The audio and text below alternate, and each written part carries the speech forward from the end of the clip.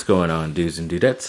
Hopefully this won't be a long video. So Corey Foreman, the Centennial defensive end that lives pretty close to me to his school, apparently according to 24/7 Sports, because they do like a crystal ball thing where they decide who he's more leaning to, and of course USC is the top team right now, which is what I'm happy about. So hopefully it stays true, and hopefully he'll be on campus next season. Then there's some weird news, like I guess some guy from Fox Sports said that 3 teams would be better fits for Aaron Rodgers if he decides to leave, and of course Chargers were one of those teams, which I didn't really see why they would, especially if they wasted a first round draft pick on a quarterback, and it's not like you can trade him to that team because they drafted a first round quarterback, the Packers did as well, to be the replacement for Aaron Rodgers. So I don't know how that would work. Maybe you'd still keep Justin Herbert, have him still sit on the bench, until Rodgers is finished with his career, which is I think another 4 years on his deal. But yeah, I don't know. Seems like too complicated, too much work, and definitely a lot of money for an aging quarterback. But USC basketball got a little bit of a hit. One of their rising point guards in Elijah Weaver has decided to enter the transfer portal, which sucks, but apparently he's already heard from 20 plus teams after just being a couple days into the transfer portal. So congrats to him, and luckily a lot of those teams don't seem to be in California, so we won't have to play him hopefully. But yeah, good luck to him. He's definitely a pretty talented player. Then Tom Telesco, the general manager of the Chargers, can't seem to get on my good side, because of course after the draft was over, a couple days later, he said that if Tua Tagovailoa was there at number 6, they would have drafted him anyways. So at least in my opinion, it's kind of throwing shade at the guy you did draft, because you obviously felt someone was better than him, and you would have taken someone else if it was between the player you picked and another one that was already picked.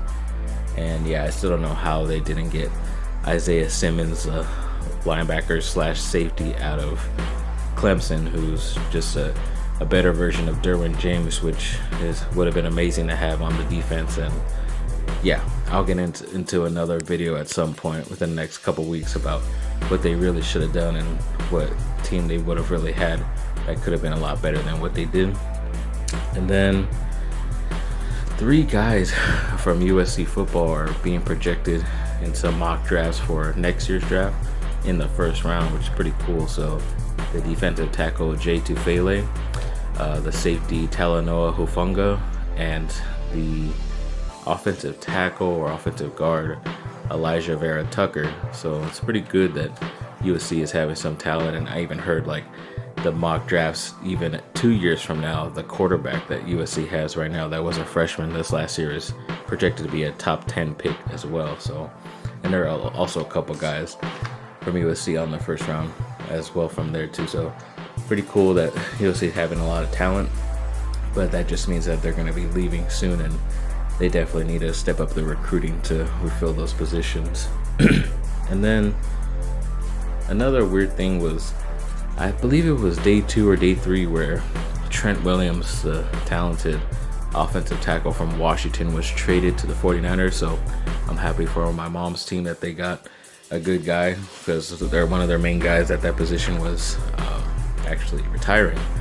So they replaced him pretty good, and they didn't have to give much either. It was a 5th round pick in this year's draft and a 3rd round pick next year, which in my opinion, for a guy like that who still has 1 year on his deal, I don't know why the Chargers wouldn't jump on a thing like that when they need that position as well.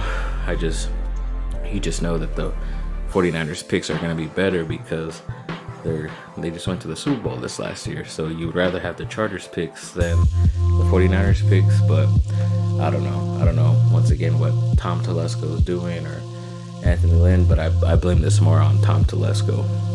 And then ex-USC football defensive player Clay Matthews has filed a grievance against the Rams, who he played for this last season. Apparently they've been holding like roster bonuses or injury bonuses or something like that from players and ex-players that were on their team, which is kind of weird. But yeah, you wouldn't have had that problem if you came to the Chargers, buddy. That's all I gotta say. Then the LA Chargers did pick up the 5th-year option on Mike Williams for next season, the wide receiver who they picked in the first round a couple years ago. I was kind of surprised just because he hasn't really been producing as a first-round wide receiver, top 7 overall pick he was, and I just think maybe they're doing it so they can use him in a trade package, whether it's this season or next season on his final year of his deal. And he shouldn't really put up a fight or sit out because he's been injured and hasn't lived up to the hype. So we'll definitely be able to trade this guy, hopefully.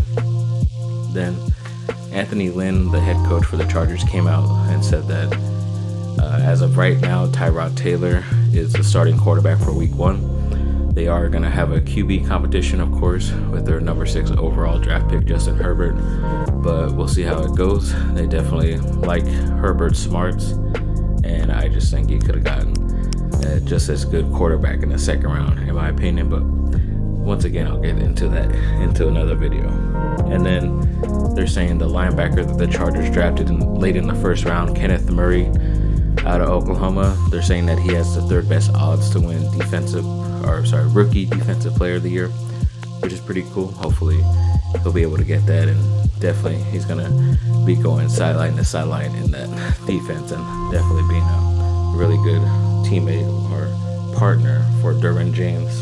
And then the Chargers quietly signed a quarterbacks coach, but he was a pretty well-known guy, especially in college. He was at Stanford with Andrew Luck and Jim Harbaugh, and went to a couple other places in the NFL as well, Pep Hamilton, and I think he was a head coach. I don't know if it was with the XFL or the NFL as well, but yeah, he's a pretty talented guy. I just gotta say to our offensive coordinator right now, Shane, whatever his last name is, better watch out, because Pep Hamilton is probably a better coach than you are. So yeah, watch out, buddy.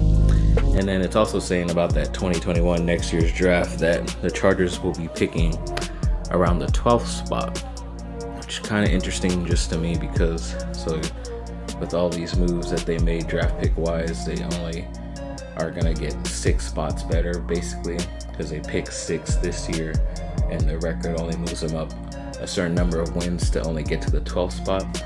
So once again, Chargers are living in mediocrity and just being stuck in the middle as usual, because they don't know which correct guys to re-sign or sign free agents to go after and get.